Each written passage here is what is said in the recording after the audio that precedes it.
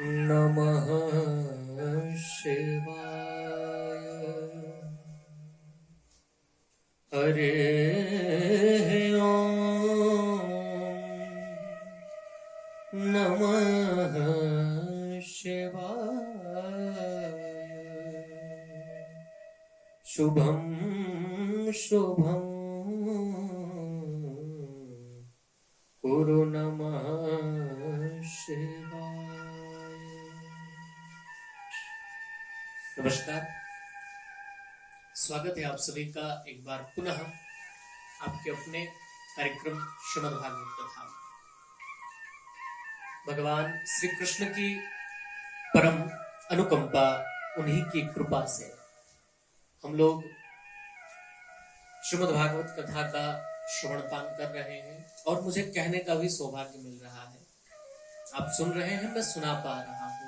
ये सब ईश्वर की ही कृपा है, उन्हीं की इच्छा है। वो उनकी इच्छा के बिना कहीं संभव नहीं है।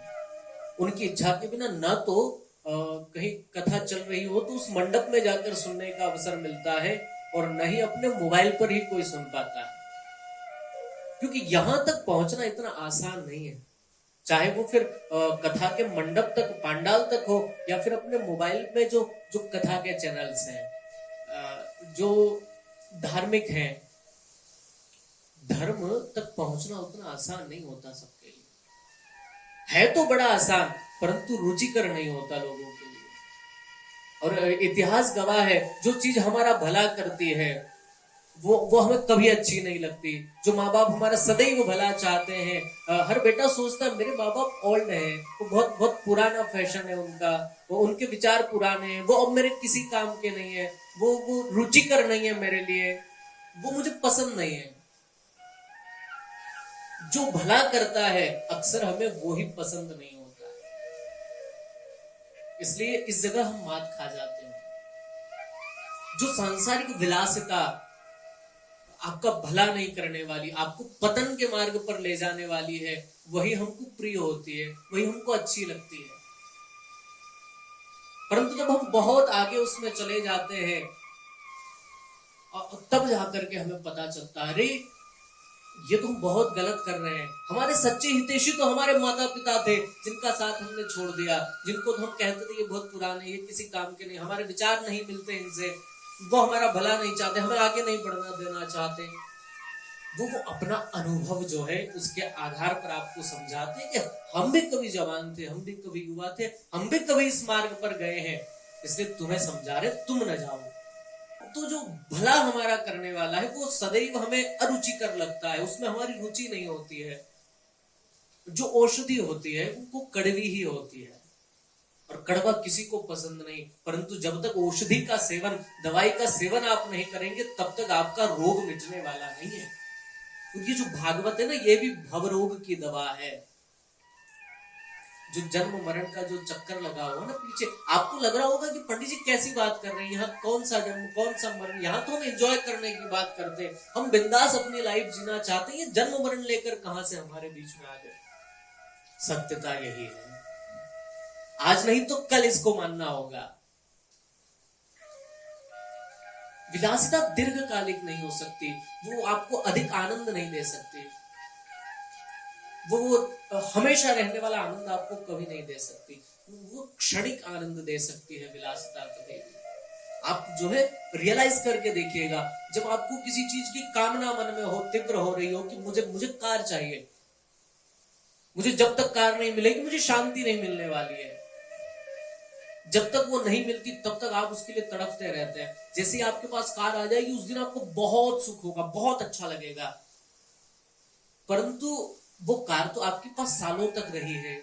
जिस दिन कार आई थी उस दिन जो आनंद था, वो आनंद उसके अगले ही दिन खत्म क्यों हो गया, और धीरे धीरे वो 10 दिन 1 महीने में तो पूरा खत्म हो गया। क्यों जी? क्योंकि वो दीर्घकालिक आनंद नहीं था, वो लंबे समय तक सुख देने वाली चीज नहीं थी। फिर आपको कहीं मकान का कांटा चुभा, आप मकान के लिए फिर तड़पते रहे, तो बहुत मेहनत की, कमाया, सब कुछ किया, और फिर वही एक दिन, जिस दिन मकान मिल गया उस दिन से फिर वो मकान तो सालों तक रहा, फिर वो सुख आप तक सालों तक क्यों नहीं पहुंचा, वो सालों तक आपको क्यों नहीं मिलता रहा। क्योंकि ये संसार सांसारिक जितनी विलासिता है ये सब की सब क्षणिक है, इसका सुख दीर्घकालिक नहीं है, इसका आनंद जो है वो दीर्घकालिक नहीं है, थोड़े समय का है। इसलिए ये भव के जो रोग हैं इनकी मीठी दवा है भागवत, कड़वी भी नहीं है भैया। यहाँ कौन आपको गाली दे रहा है, प्रेम से समझाया ही तो जा रहा है ना। हर वक्ता प्रेम से ही अपनी बात आप तक पहुंचाता है। वैसे कि दवा जो है ना वैसे तो कड़वी है, परंतु वक्ता अपनी वाणी के माध्यम से, संगीत के माध्यम से, तमाम उदाहरणों के माध्यम से, मानो इसमें इस जलेबी को जो एकदम पोली है, इसमें कुछ भी नहीं भरा है अभी, उसको चाशनी में डुबोकर फिर आपके सामने प्रस्तुत करता है। ये दवा तो है, परंतु जिस प्रकार वैद्य दवा को, कड़वी दवा को शहद में मिलाकर खाने की राय देता है, वैसे ही ये भवरोग की जो औषधि है, जो दवा है श्रीमद् भागवत, इसको जो वक्ता है वो अपनी भाषा की चाशनी में मिला करके फिर आप तक पहुंचाता है, वो आपको इसे चटाता है। इसलिए ये जो भागवत है, जो दवाई है, जो हमारा हित चाहते हैं, ये हमें सदैव रुचिकर नहीं लगते, ये हमको अच्छे नहीं लगते, परंतु इसका मतलब ये बिल्कुल नहीं हो सकता कि ये हमारा कल्याण नहीं चाहते। वस्तुतः प्रायः देखने में आता है कि हम लोग ऐसी चीजों को पसंद करते हैं जो हमें पतन के मार्ग पर ले जाती है, जो बड़ी चमक में दिखाई पड़ती है। पर इतना ध्यान रखना, जो नकली वस्तु होती है ना उसकी पैकिंग बड़ी जबरदस्त होती है, क्योंकि वो उसी पैकिंग के आधार पर ही बिकती है, और असली तो कहीं भी पड़ी होगी वो बिक जाएगी, उसको कोई पैकिंग करने की आपको जरूरत नहीं है। इसलिए सदैव ध्यान रहे इस बात का, ग्रंथों का अवलोकन करिए, ये हमारे कल्याण का मार्ग प्रशस्त करते हैं, ये हमें दीर्घकालिक आनंद प्रदान करते हैं। बाकी कोई वस्तु आपको लंबे समय तक सुख देने वाली नहीं हो सकती। पिछले सत्र में हमने श्रवण किया था किस प्रकार अर्जुन जब द्वारिका से लौट कर आए, युधिष्ठिर ने प्रश्नों की झड़ी लगा दी। अरे अर्जुन, तुम इतने दिनों तक लौट कर क्यों नहीं आए? इतने समय आज तक कभी दूर नहीं रहे तुम अपने भाई से, ऐसा क्या हो गया जो तुम्हें इतने समय तक वहां बांधे रहा? और अच्छा ये बताओ, तुम द्वारिका से आए हो ना, तो तुम्हारे जो भगवान श्री कृष्ण है वो कैसे हैं? भगवान की पटरानियां कैसी है? भगवान का परिकर, भगवान का पूरा परिवार कैसा है? उनकी कुशल क्षेम सुनाओ। परंतु अर्जुन जो है उसका मुंह एकदम उदास है, श्री विहीन है, लटका हुआ मुंह है अर्जुन का। अर्जुन कुछ भी नहीं बोल पा रहे। अर्जुन मन ही मन विचार कर रहे हैं, आपको मैं क्या बताऊं, मेरे हृदय की क्या दशा है। बार बार जब पूछते चले गए युधिष्ठिर, अब युधिष्ठिर के मन की भी चिंता बढ़ने लगी कि ये क्यों नहीं बोल रहा है, क्या कारण है इसका। तब अर्जुन जो है वो बोले हैं, वंचितो हम महाराज हरिणा बंधुरूपेणा येन मे प्रहतो तेजो देव विस्मापनम। युधिष्ठिर जब बार बार पूछते हैं, अर्जुन का कंठ भर आया, परंतु अर्जुन को लगा यदि मैं बहुत देर तक चुप रहा तो भैया की चिंता और अधिक बढ़ जाएगी। अब अर्जुन अपना मुंह खोले हैं, वंचितो हम महाराज।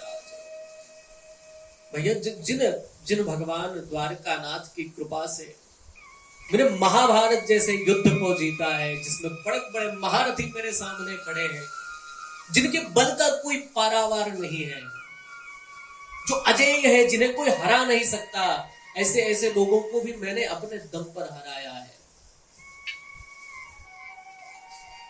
और वास्तव में वो मेरा दम नहीं, वो मेरे रथ के सारथी बने भगवान श्री कृष्ण का जो था वो उनकी ऊर्जा, उनका पावर था। मैं तो केवल, मुझे आज पता चला कि मैं तो केवल करता हुआ दिखाई पड़ रहा था, कर तो सब वही रहे थे। मेरे रथ के आगे बैठे बैठे मुझे ऐसा लगता है कि वो अपनी दृष्टि के द्वारा मेरे सामने खड़े महारथियों की संपूर्ण शक्ति उनके प्राणों को पी जाते थे, वो खत्म कर देते थे। मैं तो बस पुतलों को ढेर कर रहा था। मुझे आज प्रतीत हो रहा है जिनकी कृपा से मैंने महाराज द्रुपद के यहां से उस मत्स्य जो था उसकी आंख का भेदन करके द्रौपदी को जीत कर मैं लाया, जिनकी कृपा से मैंने कहां कहां विजय न पाई, जिन्होंने हर क्षण हर कदम पर हमारी रक्षा की, वो भगवान श्री द्वारकानाथ इस धरा को छोड़कर, इस धरती को छोड़कर अपने श्री धाम को चले गए। उन्होंने अपनी लीला का संभरण कर दिया। और ये बात जैसे ही माता कुंती के कानों पर पड़ी, माता कुंती ने तुरंत भगवान का ध्यान करते करते अपनी पांच भौतिक देह को त्याग दिया। भगवान के दो ही भक्त ऐसे हुए जिन्होंने भगवान की वियोग में बिल्कुल भी रहना नहीं चाहा। एक तो श्री दशरथ जी हुए हैं जो त्रेता युग में हुए, और द्वापर में माता कुंती हुई है, जिन्होंने जैसे ही सुना कि अब भगवान इस धरा पर नहीं है, माता कुंती ने अपने प्राणों को त्याग दिया।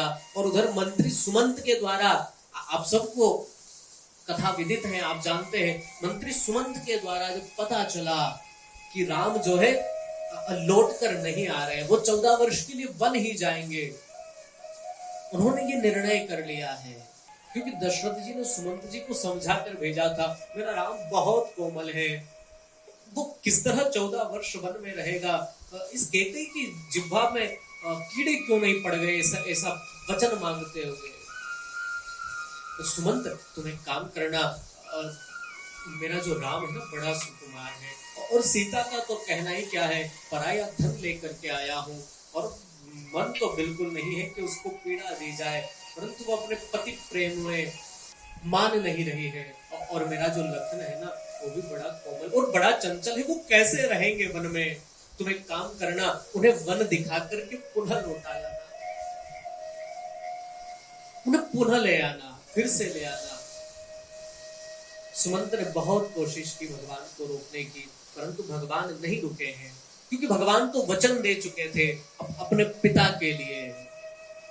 जब सुमंत पहुंचे खाली हाथ, न राम साथ में, न जानकी साथ में, न ही लखन साथ में है, जैसे ही सुमंत को देखा, बस आधे प्राण तो निकल ही चुके थे दशरथ जी के, केवल सुमंत की हाँ सुनना बाकी रह गया था। सुमंत से दशरथ जी का कंठ भर आया, आंखों में अश्रु बह रहे हैं।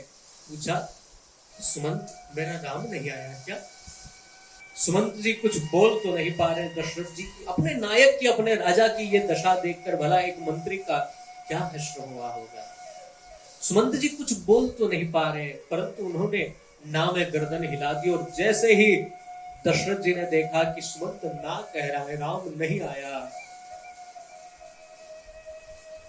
राम राम कही राम कही, राम राम कही राम। दशरथ जी ने 6 बार राम राम राम का उच्चारण किया और अपने इन 5 भौतिक प्राणों को त्याग कर सदा भगवत धाम में स्थान प्राप्त कर लिया। तो ऐसे 2 बिरले भक्त हुए हैं ये।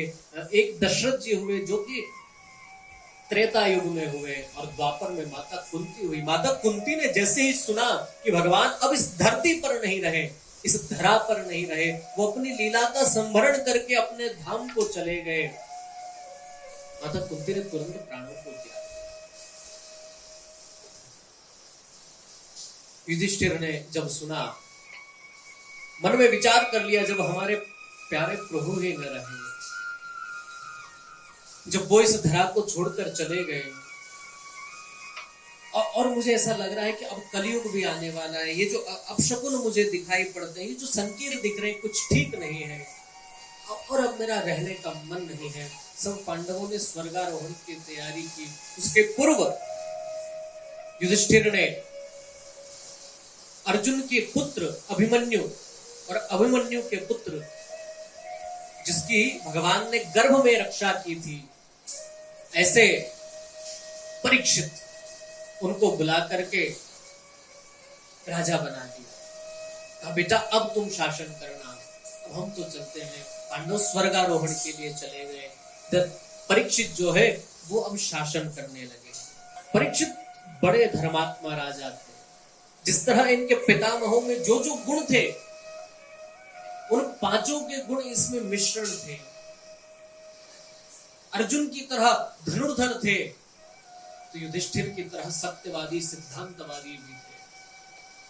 भीम की तरह बलवान थे, तो नकुल की तरह सुंदर भी थे।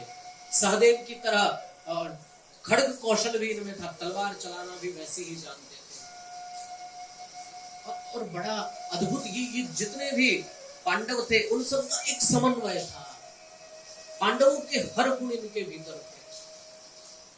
और जब इन्होंने राज्य आरंभ किया करना, तो अपने राज्य का खूब विस्तार किया, खूब राज्य को आगे बढ़ाया।